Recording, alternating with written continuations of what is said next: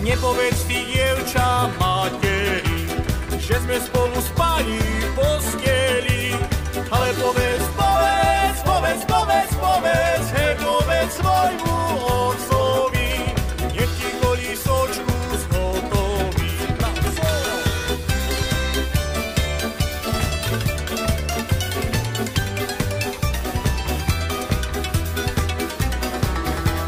Kolísočka bude z javora a perinka bude z paperia a pomocník bude,